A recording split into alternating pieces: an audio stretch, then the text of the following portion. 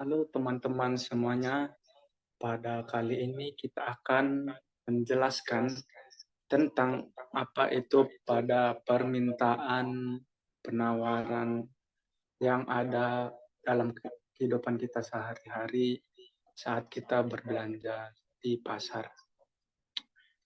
Pada kali ini kita akan menjelaskan bagaimana itu penawaran, terus permintaan dalam persaingan di pasar ini.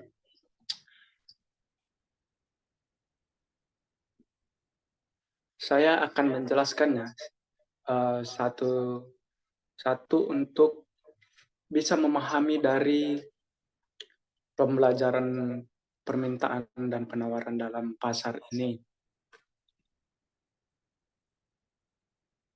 Jadi dalam persaingan dalam pasar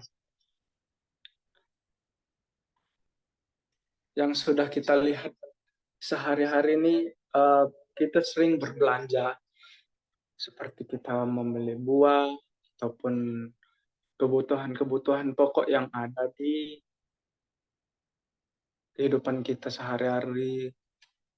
Jadi pada permintaan ini dan penawaran ada maksud atau arti dalam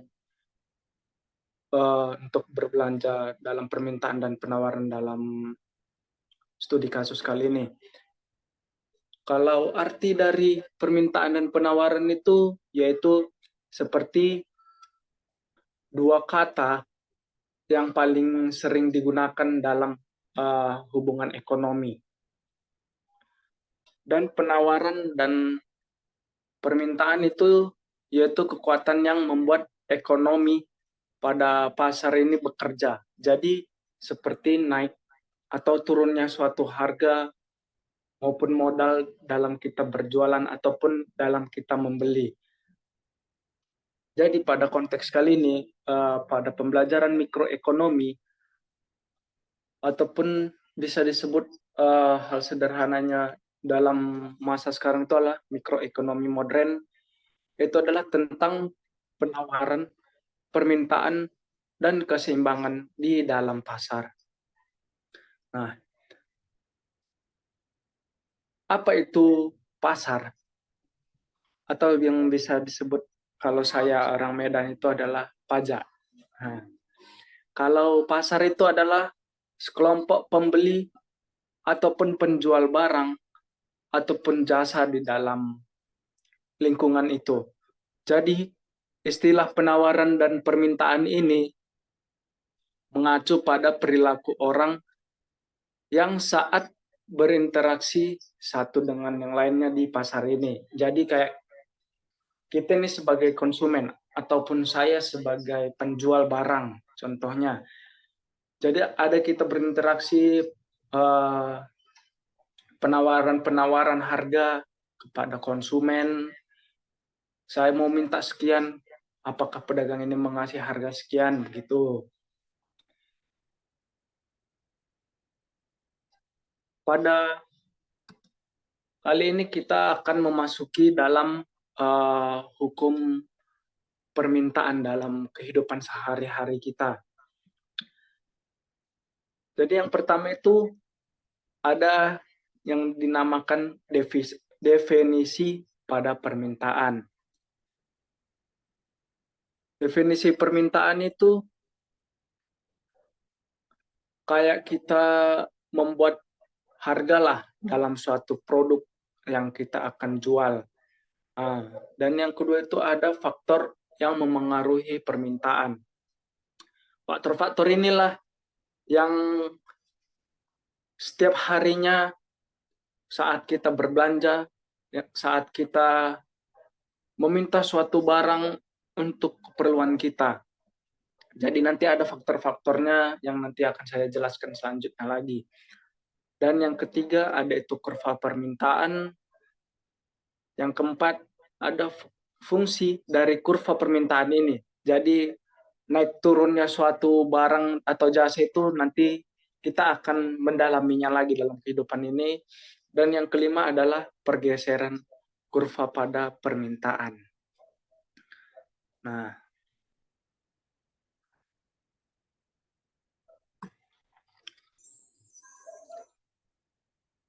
ya, definisi dari permintaan atau kalau bahasa keren itu adalah demand. Permintaan ini ada dua gitu. Kalau yang pertama itu seperti kuantitas yang ada diminta ataupun yang bisa disebut dengan quality demand. Maksudnya adalah jumlah pada barang yang tersedia ataupun yang bersedia dan mampu dibeli oleh pembeli. Jadi kayak kita buat harga, kita jualan duren dan kita buat patokan harganya berapa, dan si pembeli pun pasti ada yang membeli duren kita tersebut, ya kan? Karena sudah kita memberikan harga yang bagus kepada konsumen. Yang kedua itu adalah hukum pada permintaan. Jadi hukum permintaan ini menyatakan bahwa kalau kuantitas yang diminta dari suatu barang itu turun ketika harga barang tersebut naik. Nah, jadi maksud dari permintaan itu adalah di mana kesanggupan suatu konsumen ataupun pembeli untuk membeli suatu produk pada harga tingkat yang waktu yang tertentu. Misalnya, hari ini harga duren itu ataupun harga barang-barang pokok itu untuk di dapur seperti sayur ataupun dia buah, misalnya harga cabai sekarang 40.000. Nah, hari ini harganya 40.000 ya kan. Tetapi waktu kita berbelanja lagi karena kebutuhan pokok kita sudah menipis, kita berbelanja lagi ke pasar, ternyata harganya menjadi 50.000. Harga 50.000 itu akan meningkat. Nah, itulah dimaksudkan dari permintaan itu. Jadi kesanggupan pembeli itu dengan harga yang kita buat akan memiliki berbagai tingkatan harga dalam waktu yang tertentu. Ada naik turunnya lah harga itu. Nah,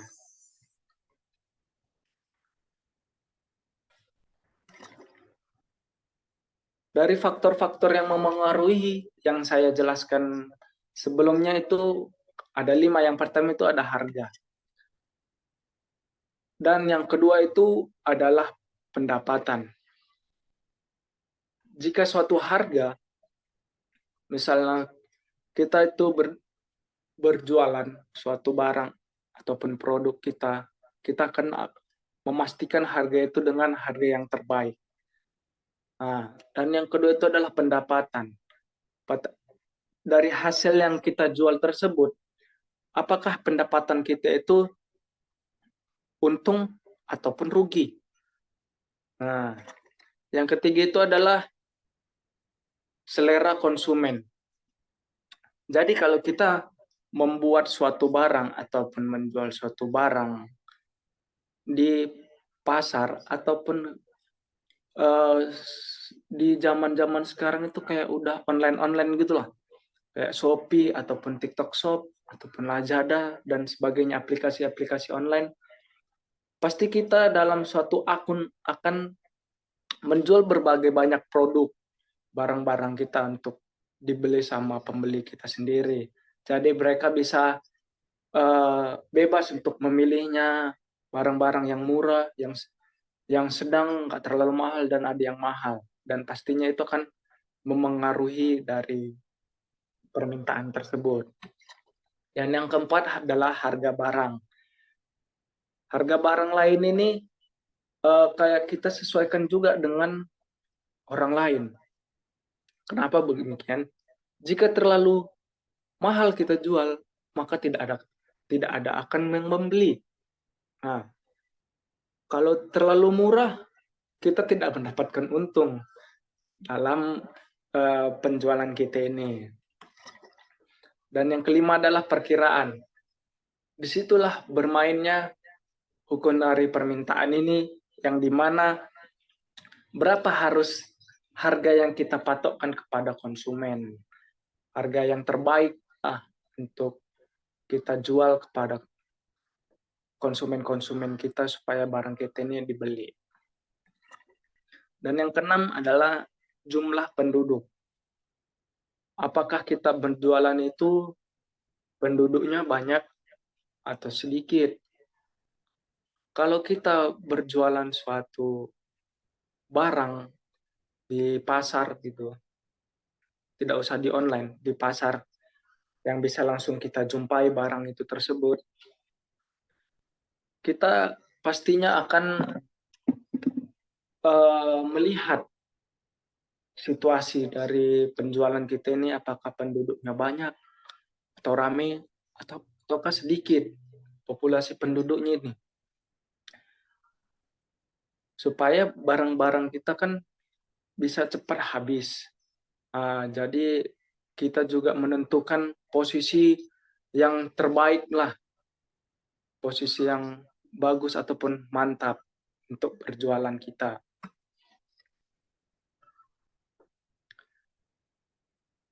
Kita akan memasuki supaya nggak bingung dari hukum dari permintaan ini, kurvanya dan harga-harga barang-barang tersebut. Jadi seperti ini, hukum permintaan itu menyatakan bahwa bila harga itu naik, maka permintaannya akan turun. Ataupun sebaliknya. Jadi kalau harga mahal, dengan contoh sederhananya saja, kalau harga mahal, pasti kita malas beli. Karena kita nggak punya uang dengan harga segitu. Karena terlalu mahal. Jadi saya akan membuat di sini ada faktor-faktor tolak ukur dalam hukum permintaan ini. Saya akan membuat harga kayak kurva gitu supaya bisa dimengerti satu sama lain. Yang di sini adalah harga dan permintaan. Jadi seperti ini. Kita tuh berjualan, contohnya saya menjual sebuah produk durian dengan harga 1.000. Pasti dengan harga 1.000, kita itu pasti banyak yang membeli. Banyak yang membeli, diborong semua sampai habis. Harga murah ya kan. Nah, kita naikkan, masukkan di harga 2.000. Nah, kita masukkan di harga 2.000. Orang yang membeli makin dikit. Kenapa demikian? Itulah hukum dari permintaan ini. Kita masukkan lagi di harga 4.000. Semakin sedikit orang yang membeli. Cuma 6. Tadinya 10, habis 4, tinggal 6. Pembeli kita sedikit. Barang kita masih banyak yang belum terjual ya kan. Terus lama-kelamaan harga naik. Tapi permintaan itu sedikit yang membeli karena harga naik. Jadi seperti ini contoh, kalau kurvanya itu adalah kita buatlah di angka 10 jumlahnya. Jumlah barang kita ada 10 duren. Harganya 1.000. Banyak yang beli. 10 yang beli. Kita naikkanlah lagi harga 2.000. Yang beli cuma 8 orang. Yang beli cuma 8 orang. Berkurang. Naik lagi harga di 4.000. Berkurang lagi tinggal 6. Naik di harga 6.000. Berkurang jadi 4. Setiap kita naik, berkurang orang yang membeli. Semakin mahal harga, semakin sedikit orang yang membelinya, barang kita ini. Disinilah kita bisa membilang kalau hukum permintaan itu ialah harga naik, maka jumlah permintaannya akan turun. Kalau misalnya harga turun, permintaannya akan jauh lebih naik. Sama seperti ini, harga 1.000, permintaannya banyak yang beli. Harga naik, sedikit yang membeli. Karena nggak semuanya kita ini orang kaya. Contohnya, kalau misalnya dia banyak duit, mungkin bisa lah dibelinya dengan harga 6.000. Kalau kita uangnya pas-pasan, lagi pengen membeli suatu barang ya kan dengan harga 1.000 kayak gini, pasti kita akan mau. Mungkin lebih banyak lagi pun kita beli dengan harga 1.000 ini. Barang itu bisa 2 kali lipatnya. Nah,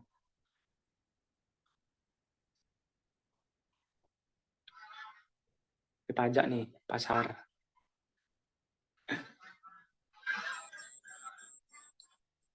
Lalu kita akan masuk ke dalam penawaran, hukum penawaran, tawar-menawar, yang dimana disukai oleh para emak-emak ataupun wanita yang suka tawar-menawar sampai kandas.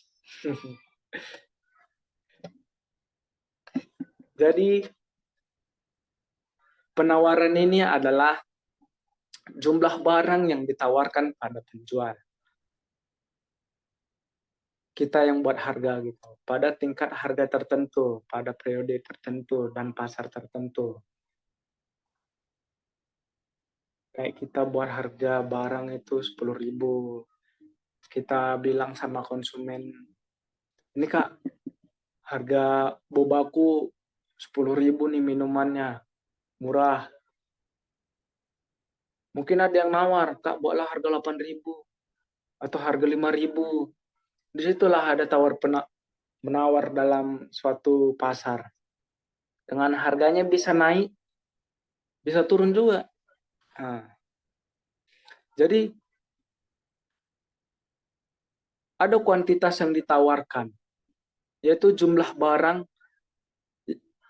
yang dijual maupun mampu jual.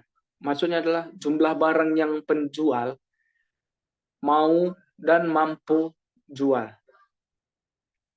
Hukum penawaran ini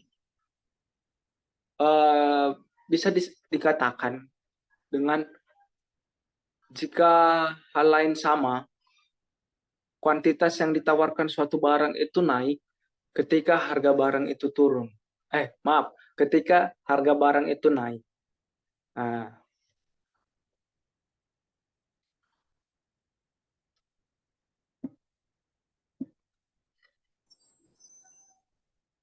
kita lihat apa sih faktor yang mempengaruhi pada penawaran. Kita lihat faktor-faktornya. Yang pertama, harga. Pastilah bang, harga makin mahal ya kita tawar lah. Kalau nggak ditawar siapa yang mau beli? Hmm. Yang kedua, harga input. Yang ketiga, teknologi. Makin canggih teknologi kan bisa kita lihat, oh harga yang ini sekian, harga ini sekian. Jadi kita udah tahu harga-harga itu ya kan. Terus harga barang lain. Ya kita tengok-tengok juga orang lain yang sekitar kita yang berjualan juga. Nanti harganya lebih murah dari punya kita, makanya nggak ada yang mau beli. Nah, jadi kita harus bisa menyatukan semua harga itu. Jadi seimbanglah harga itu dengan penjual yang lain. Kita nggak kemahalan ataupun kita nggak kemurahan kita jual pada konsumen. Sama kayak perkiraan harga. Nah, itu dia. Jadi harus kita bisalah berapa sih harganya yang akan kita jual ini barang ini supaya kita ada recording progress. Daripada yang keenam adalah jumlah penjual. Berapa orang sih yang akan ikut menjual? Nah, berapa orang yang menjual di sekitaran kita?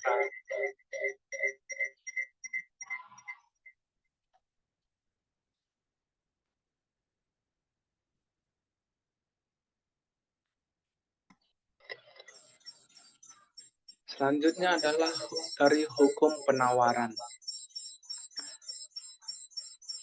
Jadi hukum penawaran ini adalah apabila suatu harga barang naik, maka penawaran barang tersebut akan naik juga. Apabila harga barang turun, maka penawaran barang tersebut akan turun.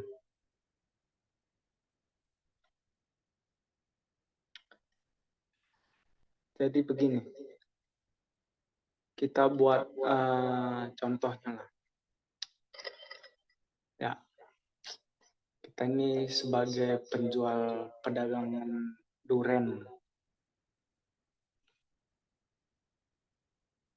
Ini adalah harga 1.000, 2.000 sampai 4.000. Dan ini adalah berapa bijinya duren yang kita jual. Misalnya ini ada 10 duren. Kita menjual 10 duren dengan harga 1.000. Ya kan? Setelah itu banyak yang membeli 10, harga 1.000.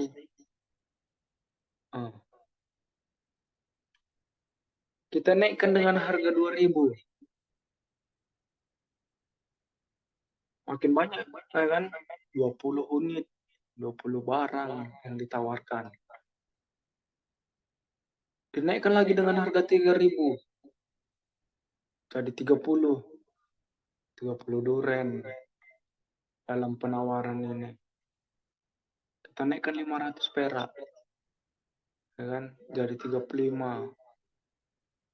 Sampai seterusnya ini, sampai harga 4.000. Jadi akan 40 unit. Atau 40 duren.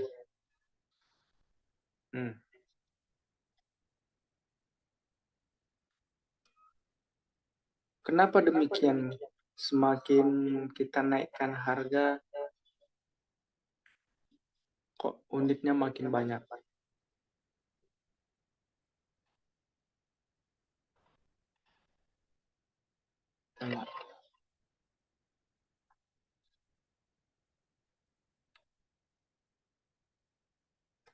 Tengok pada kurva penawaran duren ini.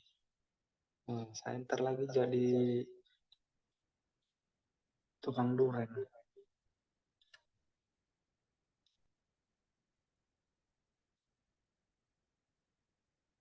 Ini adalah harga dari angka 1.000 sampai 5.000. Disinilah jumlah duren yang akan kita jualkan. Di angka 10 duren, kita membuat harga dari 1.000. 20 jadi 2.000, 30, 3.000, 35 menjadi 4.000. 40 duren bisa jadi 5.000.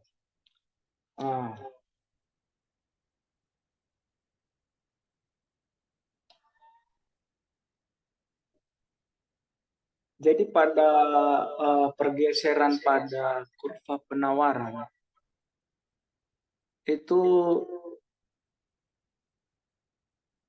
perubahan kuantitas yang disediakan itu seperti gerakan di sepanjang kurva penawaran, terus disebabkan oleh perubahan apapun yang bisa mengubah kuantitas yang ditawarkan itu pada setiap harga.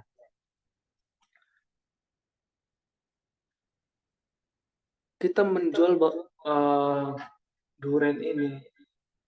Jadi semakin lama semakin meningkat penawaran.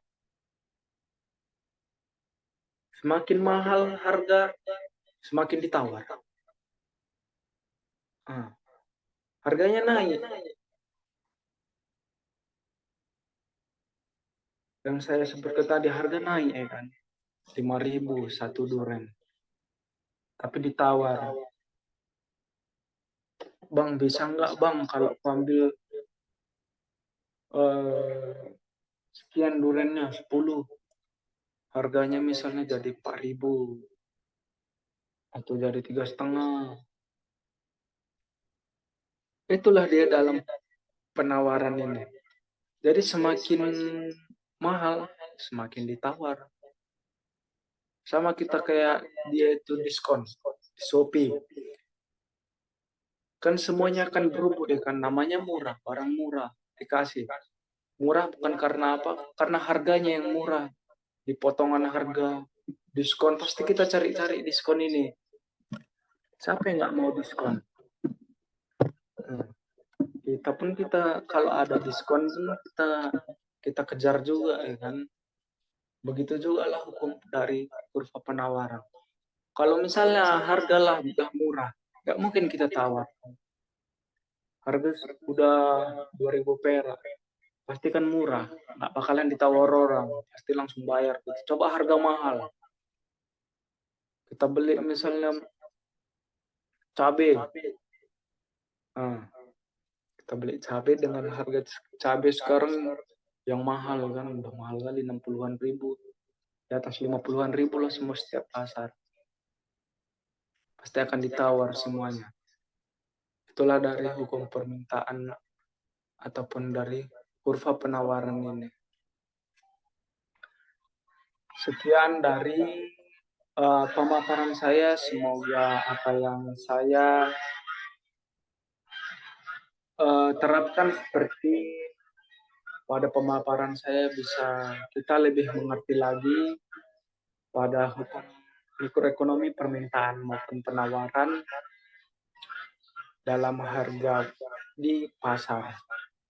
Sekian dari saya pamit undur diri. Terima kasih untuk semuanya. Bye-bye.